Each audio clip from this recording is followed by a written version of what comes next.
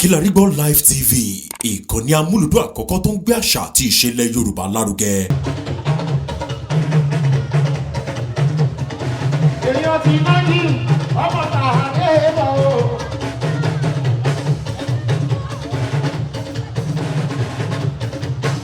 Ọba náà wà lọ́dọ́mà, sórí ní kẹ̀hírò.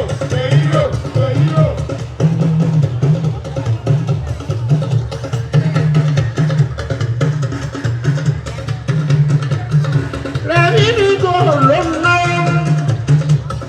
Ó sanwó sórí kí òun gbọ́dọ̀. Ọba mẹ́wàá iná lọ́wọ́ ẹ̀ o. Àjọkẹ́ Adébí lóyún ìṣàrà òkè. Ayé ó tẹ́wọ́ gbàdó mi o. Ọmọ Tolú làdé ìyẹ̀bọ Tolú wà sẹ́kù o.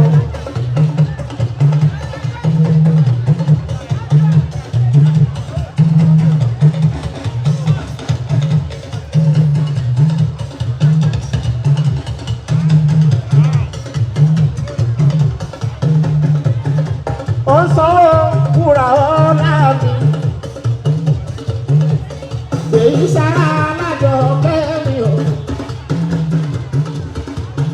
Ẹ̀gbọ́n Olúwa ṣẹ́gun. Aya ìlà àdúgbò rúfú o. Tọ́pẹ́ ẹ̀gbọ́n ọdún ṣàbí. Ọmọlá ọlá kàábà tó yí kò. Ọlá òkò tó sọ fáṣe káàrí. Ọkùnrin ayé àyíká àwọn àgbẹ̀ o. Ẹ̀mí kò èyí sára alájọ fẹ́ẹ́. Ọlá òkò tó fáṣe káàrí. Ọlá àfàkọ́ pẹ̀lú ọ̀rìn wa. Ọjọ́ ojú kan sọ̀rọ̀ àná mi o. Èyí sára alájọ fẹ́ ó tẹ́wọ́ gbà lórí. Èmi ni Aishi Musiliu Adewale Adewale Badejo Ọ̀dọ̀fin náà foríjà tí mo represent Babatunde Ọláògùn Ògúnlájà JP the Aládéṣàn Ìwọ̀fọ̀dọ̀ náà foríjà kingdom. Inú mi dùn bí mo tẹ̀ ti lè wà ń bí lénìí fún ọjọ́ ìbí tó ń ṣe 50 lénìí. Ó jẹ́ èèyàn tó dáa, gbogbo ìgbà àti kékeré ẹ̀ ló ti ń ṣe dáadáa. Ó tún wà nínú ìjọba náà ó ṣe dáadáa mẹ́, tó kò sẹ́ni tó lè ní ọ̀rọ̀ ó ṣe okùn rẹ̀ káàtó. Gbogbo nǹkan tó ń fẹ́ nílé ayé ẹ̀ lọ́lọ́run máa ṣe fún rọrùn. Òkè náà lọ́lá ẹ̀ máa lọ ọlọ́run ní ìrẹ̀lẹ̀. Ètò ṣe yìí náà ó ṣe ẹ̀bẹ̀rẹ̀ ni ó tún máa ṣe lọ sí náà. Ọlọ́run àti ìfún pẹ̀lú àwọn ọmọ ẹ̀ gbogbo ọmọ ẹ̀ náà ló máa ṣe oríire. Gbogbo ẹni tó sì ń wá ìfẹ́ fún bóun náà èyí ọlọ́run ẹlẹ́dàá náà máa ṣàánú gbogbo wọn. Alájọ náà ló máa jẹ́. Oníkàlà òfin ṣùgbọ́n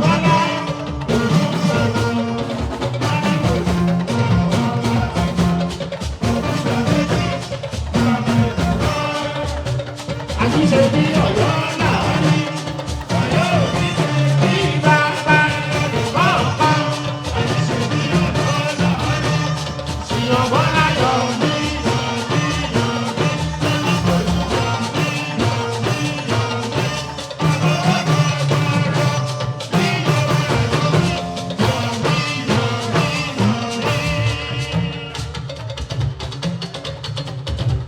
Ààrẹ tó ní kò yíyó. Ààrẹ tó ní kò yíyó. Èèyàn ti kú bàbá yẹn ní èmi gbogbo Yorùbá.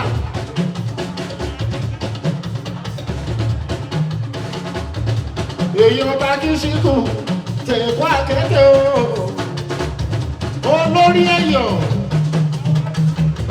Èèyàn tààrẹ tó máa rí mi àyè wa. Ààrẹ tó máa rí mi àyè wa. Ààrẹ tó máa rí mi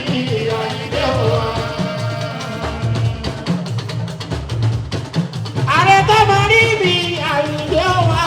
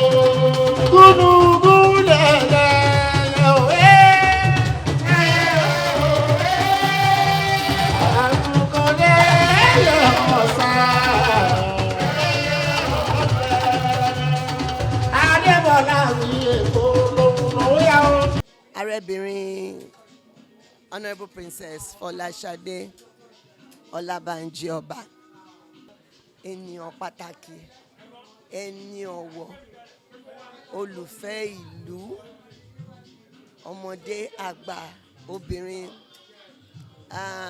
ènìyàn tó jẹ́ pé ní gbogbo ọ̀nà ló máa ń fi ọ̀rọ̀ ẹlòmíì lékè títara wọn. Èní á jẹ́ ìbẹ̀rẹ̀ ọdún tó pàtàkì tó lẹ́wà jù, oríire pàtàkì nílé ayé wọn, and that wọ́n máa rántí ọjọ́ ìní, wọ́n máa rántí ẹ̀sìnre, and lókèlókè ni ọwọ́ wọn máa lọ.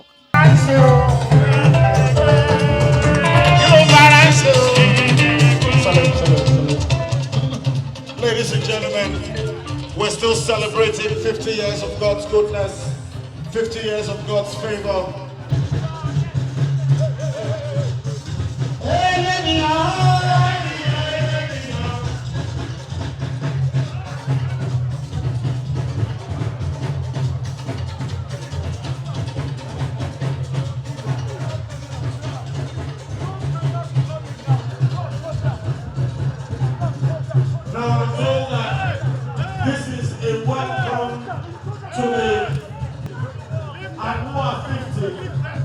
So please step up and welcome Hon.Eleniyan on the dance floor.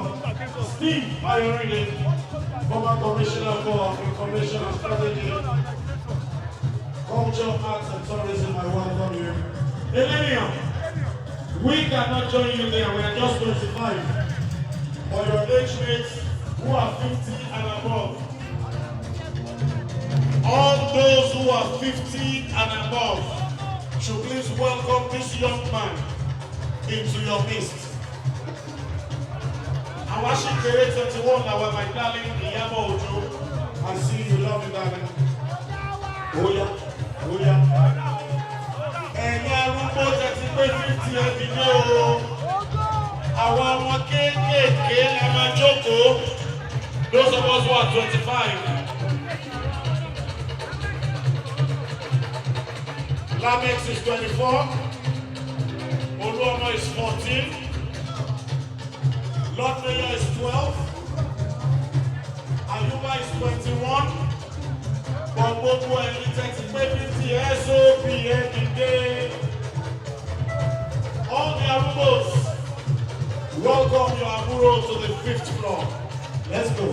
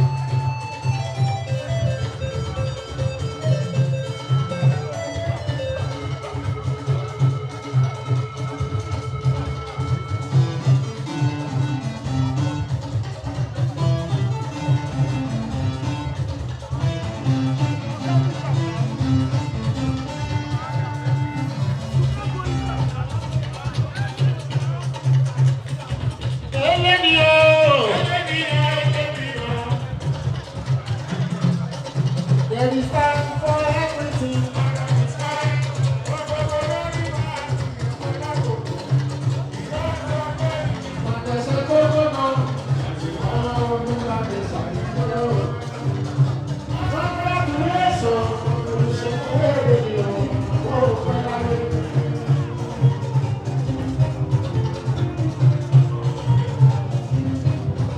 There is time for everything.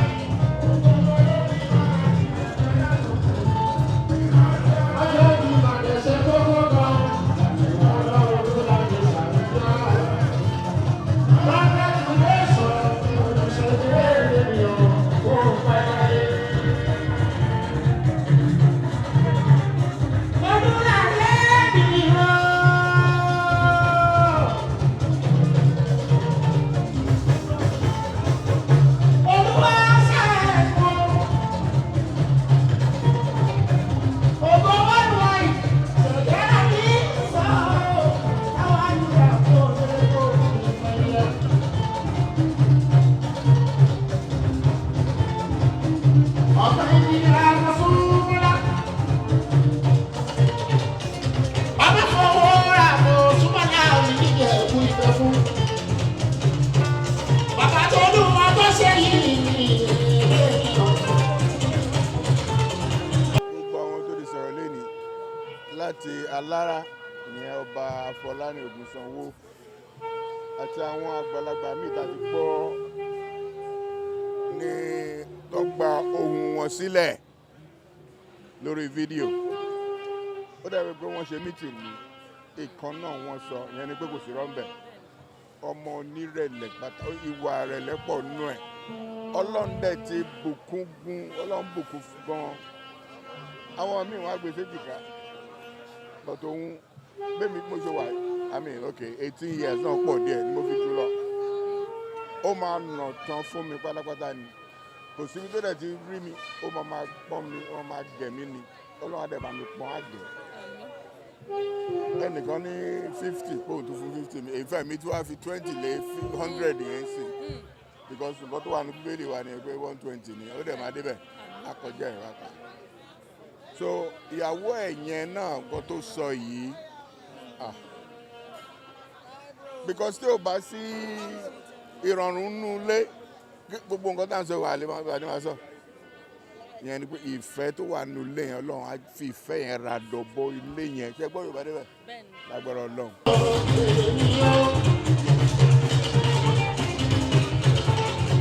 ààrẹ akérèké.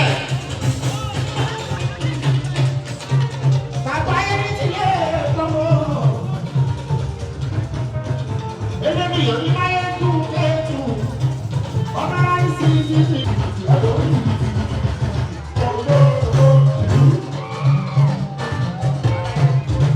Bẹ́ẹ̀ni kan bá yá wáyà jẹ̀dá.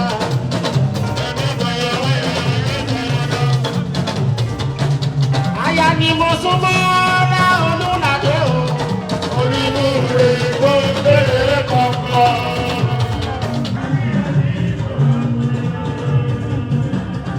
Ọlọ́run tó mo súnmọ́ lá wọ́n ní kí n dúpẹ́. Lọ́wọ́ ọlọ́run bá torí Olúwa náà.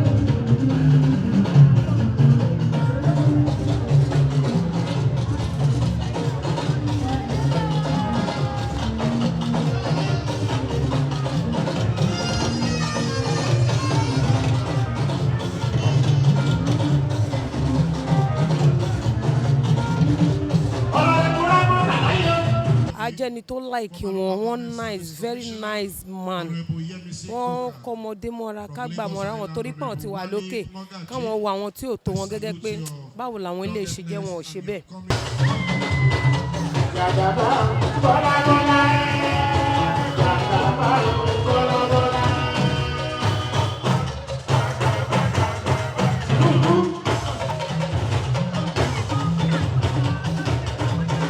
Fàṣlanṣó yọ̀mí ìlọṣẹ́ṣó sáńdé.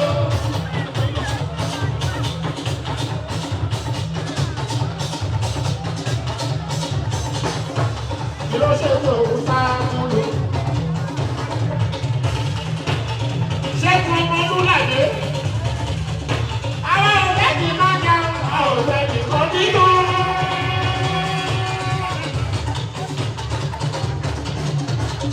Olúwa máa ń àwọn ọ̀rẹ́ mi máa ń jẹun, àwọn ọ̀rẹ́ mi kọ́ nínú.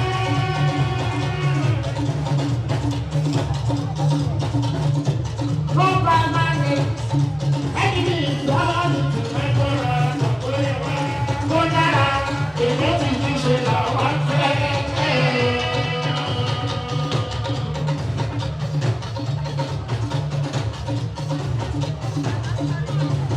Àìdé ní ìrọ̀ ó máa àìdé ọmọ mi sọ́yà.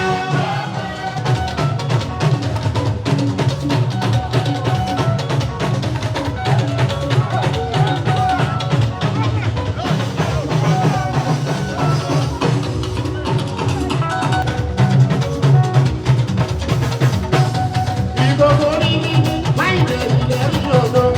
Àìdé kọ́ padà bá padà lẹ́yìn mi.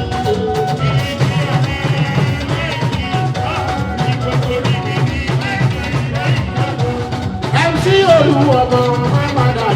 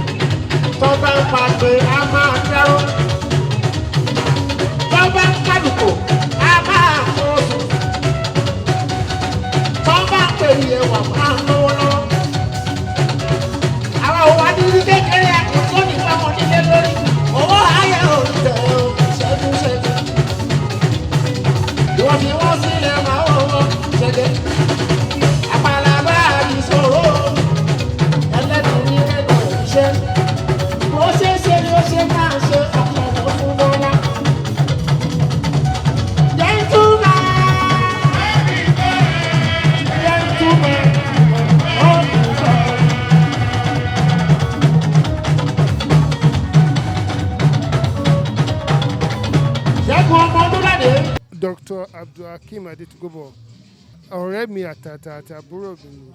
We are political career associates and ọmọdé yìí ni Ọlọ́run àdàlágbà. Gbogbo àdáwọ́lé ẹ̀ nínú politics Ọlọ́run àjọ kó dé ilé ayọ̀.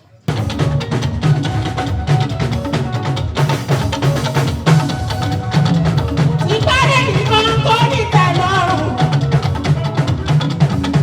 Bíjọ́ olúwa ṣe wọn tàbí láyà.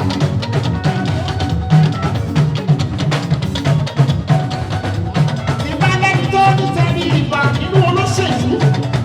Olúwadé ti ṣẹ̀ṣẹ̀.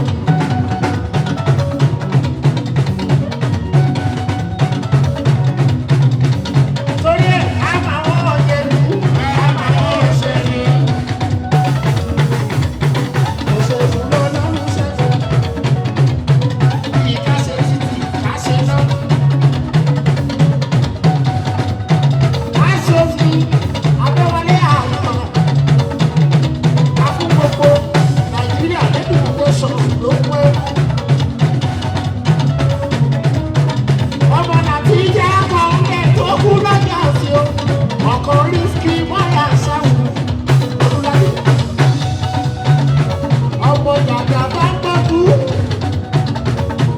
Ààrẹ àgọ́ olódò ọ̀dẹ àkọ́ ìdí bàbá.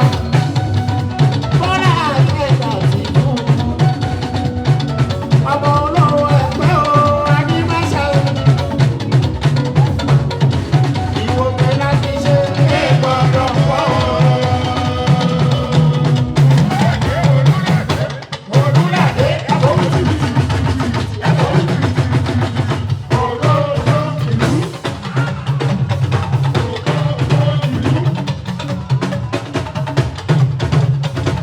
Ìlẹ̀kẹ̀ wá ní é gbọ́dọ̀ yá o.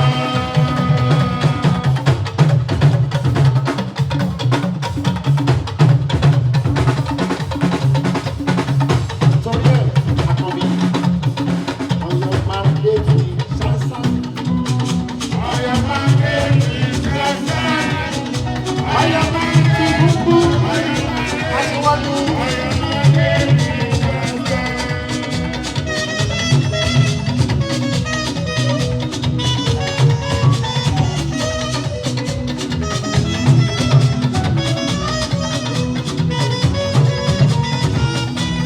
Àkọ́bí ọ̀yọ́ máa ń lé ti ṣáṣá.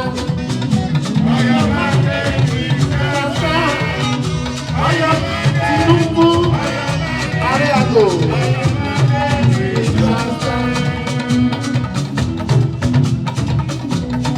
Orí tí mo kọ́ lọ́jọ́ sí. Mo ní kó má pàtàkì jù ní ẹjọ́, ṣẹ́kù wọn lù láàjọ́. Láti kékeré.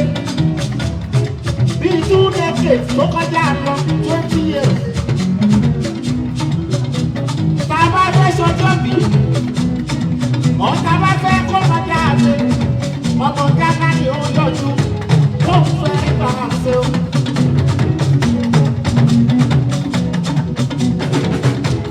Àwọn èdè kádìsọ̀ òkú ọjọ́ tí ń kọ́ sẹ́kù.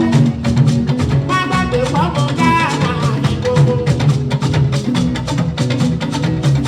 Ṣùgbọ́n níṣẹ́ yìí aláyùbá àwòrán kò já àmọ́. Wọ́n ti sún síwájú. Ẹ jẹ́ ká dúpẹ́ lọ́wọ́ ìjẹ̀dẹ̀ra rọ́bì tó tún ti Ghana ṣe o. Jáyà tó Áfíríkà náà pè wá tipẹ́tipẹ́. Ẹ jọ̀wọ́ ẹ má dájúlẹ̀ àdúgbò ìlò. Àwọn ọmọ ló dájú.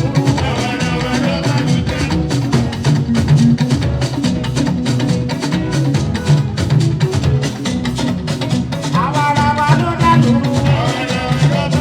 Tinubu ó fẹ́ tún ṣe, ẹ̀jẹ̀ kó tún ṣe. Tinubu ó fẹ́ tún ṣe o, ẹ̀jẹ̀ kó tún ṣe. Wọ́n jẹ́ ọ̀rẹ́ ọkọ mi politically pé wọ́n á ṣe ọ̀pọ̀lọpọ̀ ọdún láyé. Ọlọ́run á túbọ̀ dá wọn sí. Gbogbo nǹkan tó ń dáwọ́lé ó máa yọrí sí rere. Gbogbo nǹkan tó dẹ̀ ń retí ní rere lọ́dún ayọ̀ Ọlọ́run máa ṣe fún wọn. Igi yóò dá lórí náà.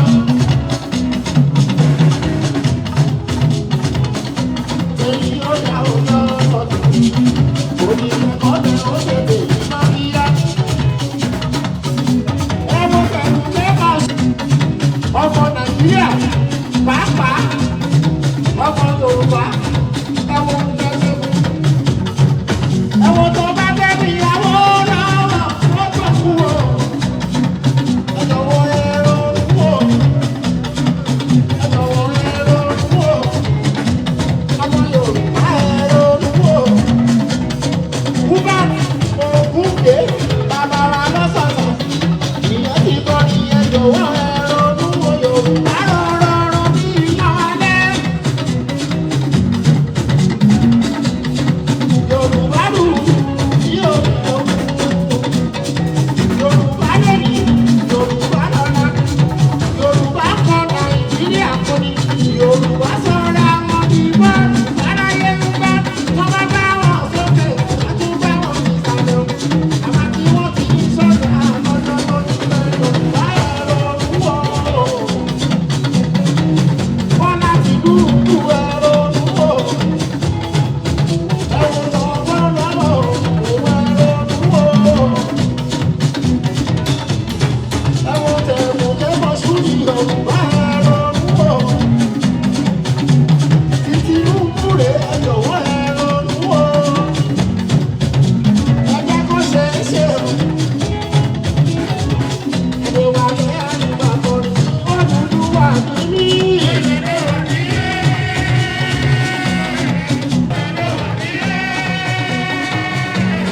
Ilé mi lóko, ilé ìbẹ̀ lórí fún wa.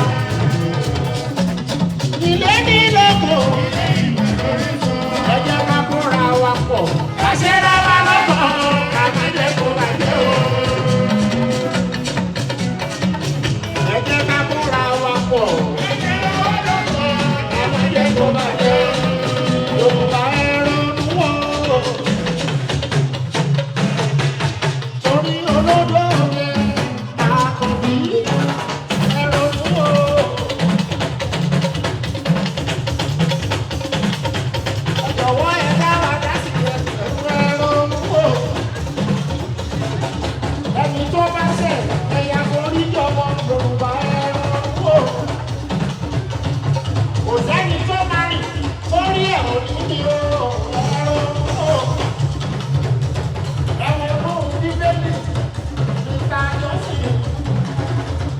Báyọ̀ èmi ni board member subeb everybody ló mọ̀ wọn náà bí ọ̀rẹ́ ni wọ́n náà kí ọjọ́ wọn pẹ́ kán pẹ́ láyé kí Ọlọ́run fún wọn lágbára láti máa ṣe àwọn nǹkan rere tó máa ń ṣe. Ọwọ́ tó gẹ̀dẹ̀ bá ti gbé ara ìlú ti nínú bọ́lábọ́lá. Ìgbà ọkọ ìgbà àdá tó bá ń gòkè lérí òkè ni ó yẹ rí wọn olódòdó. Ìgbà rí kàrá o. Ìgbà bẹ̀rẹ̀ ṣùgbọ́n. Àkànbí ẹni pé ẹ má ṣe dáadáa ní Nàìjíríà òun náà wà èrè òní. Ẹni tó bá ẹ ṣe àṣàmọ̀ rédè o.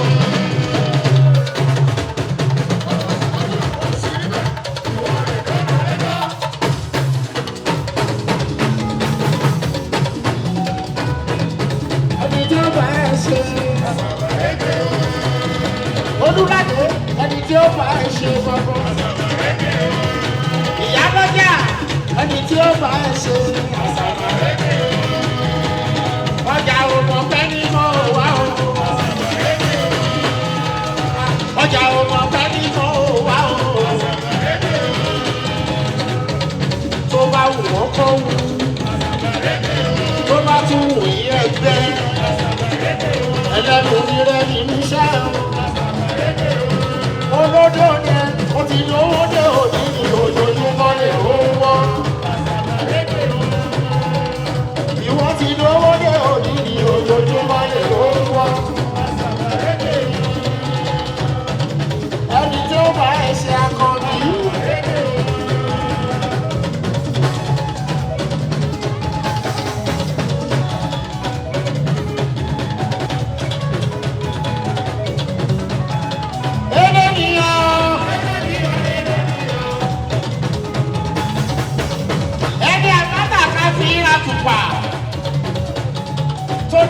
èyí tọ̀ lọ́wọ́. Ó ṣeéṣe ni máa ṣe yíwà padà. Ọmọ ọ̀dọ̀ àgbà rere iṣẹ́ tó dúnládé o. Ó kù kì í jẹ́ ní lẹ́sẹ̀ lẹ́yìn lábẹ́kọ̀. Ọmọ alálùbá àwùjọ olùládé ṣẹ́kù. Eléyìí àwọn ọ̀dọ̀ àìpátápátá. Ṣé ìwé olúwọ̀gbọ̀ àbẹ́ olúwọ̀gbọ̀ ṣẹ́kù olùládé. Ọ̀pọ̀ àwọn súnmọ́lá ṣe ìwé olúwọ̀gbọ̀. Eléyìí ẹ̀fọ́ wìtìwìtì ẹ̀fọ́ wìtìwìtì.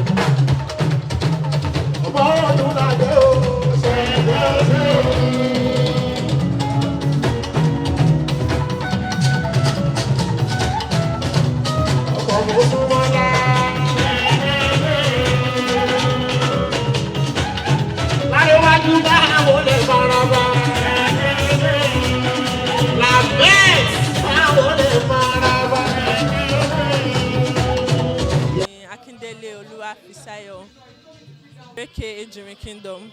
The celebrant today is the grand patron of Ejimi Kingdom and is a father to us all. He's been kind to everyone and he's been touching lives. And I pray God continually be with him all the days of his life, and whatever he does, may everything prosper beyond his expectation.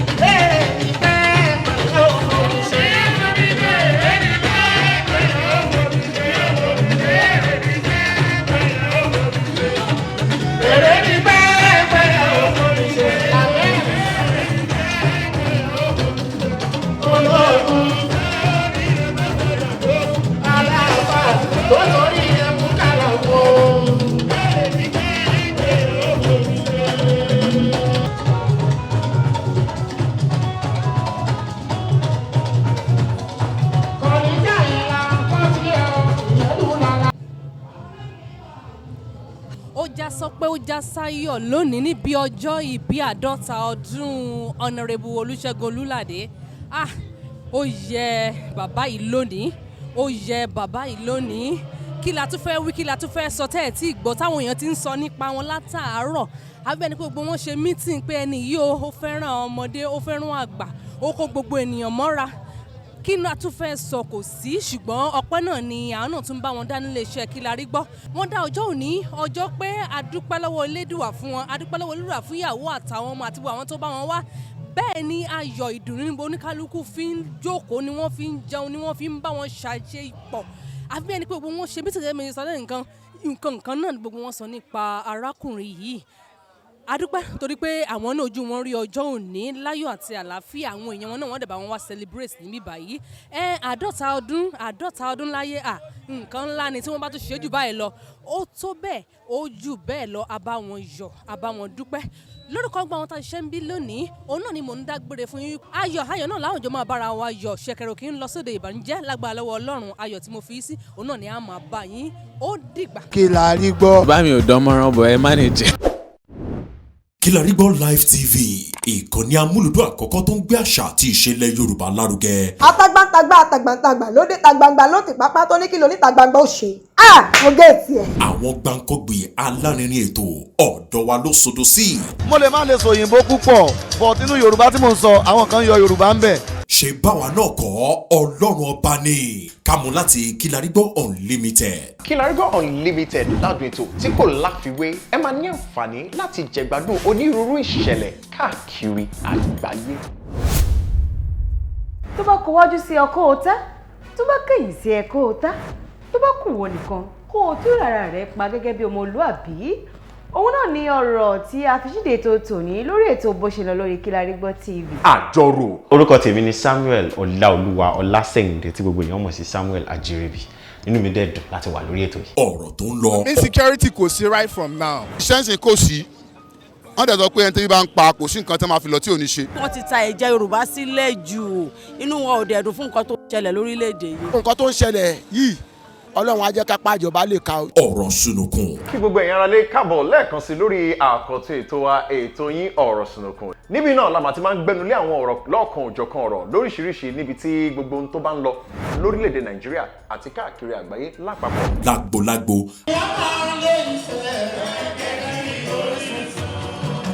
Security issues is a very sensitive issue in every society.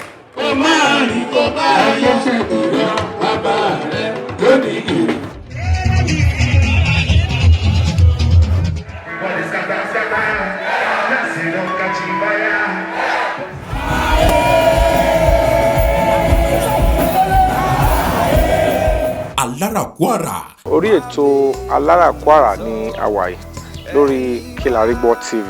Mo lo ata, tomatoes, àlùbọ́sà, ẹyin, mo lo carrot, mo dẹ̀ tún fi hot dog náà sí.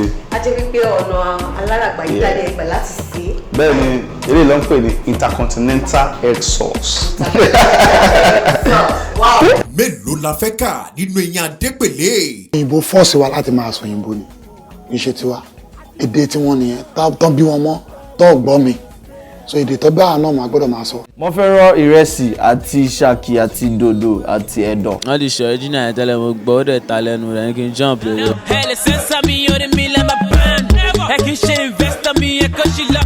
Tẹ́ bá yẹ ti fíìmù tó tẹ́ bá tí ì fi orin sí tó ń pè ní soundtrack fíìmù èèyàn tí complete kò tẹ̀ ní mínì. Láti ilẹ̀ mo ti láì pé kí n máa wo fíìmù Yẹmí my lover má fìyà jẹ mí o. KPK kò gbọ̀kẹ̀ Kilarigbo ló ń jẹ́ bẹ́ẹ̀ ká ṣe àkálẹ̀ àwọn ayẹyẹ lọ́nà tí ìgbàlódé léyìí tẹ́yìn ó sì gbádùn ẹ̀. Ọba tó yọ ọ̀rọ̀ Jábésì padà ìwọ ni Olúwa wá fàyè mi ṣe ìyanu. Kilarigbo Live TV gbọ́n pa ẹ̀.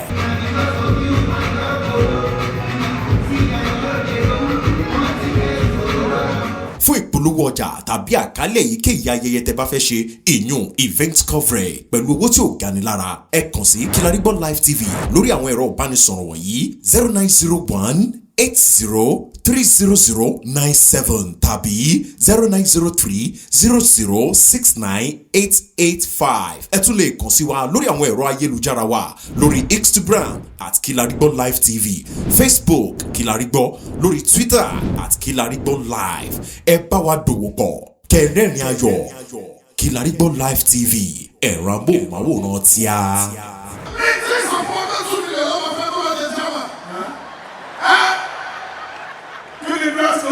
Ẹ̀yin olólùfẹ́ ètò Kilarigbo. Ẹ káàbọ̀ lórí ètò Kilarigbo. Orúkọ mi ni Links Otuno, fast back guy. Yọlá Badmus Bukky Right. Lamide. Eva. CDQ. Gbẹ̀gàdé Yinka. Táyọ̀ Ṣọkọlá. Ìyábọ̀ Òjó. Kiss Daniel. Fíránkẹ́ Òjó Anthony. Ẹ máa wo Kilarigbo. Kilarigbo. Kilarigbo. Mo wà ń bí. Kilarigbo. Kilarigbo. Kilarigbo. Ẹ máa wẹ̀ máa fọ́. Kilarigbo. Mo kí ni o. Wọ́n lẹ ti ń gbọ́ ẹ̀. Ẹ dúró ń bẹ̀ fẹ́ wò. Kilarigbo. Ètò gidi ni o. Kilarigbo. Kilarigbo. Kilarigbo. Fẹ́ràn tọ́nà. Ti gbọ́ nǹkan tá a rí gbọ́. Kilarigbo. Ètò tó dùn ní Kilarigbo. Máa yí kó mẹ́. Kilarigbo. Bílẹ̀ kẹ́wọ̀n rí gbọ́. Ẹ mọ bó ṣe ń lọ náà. Kí lè rí gbọ́. Máa wo program yẹn. Kilarigbo. Ẹ máa wo. Ṣé ti gbọ́ tẹ́ ẹ bá fọwọ́ kan tẹlifíṣàn yẹn má gbé kúrò. Ilẹ̀ gbọ́. èdè tó bá àná máa gbọ́dọ̀ máa sọ. Kilarigbo náà. Kilarigbo. Kí ni gbogbo wa rí gbọ́?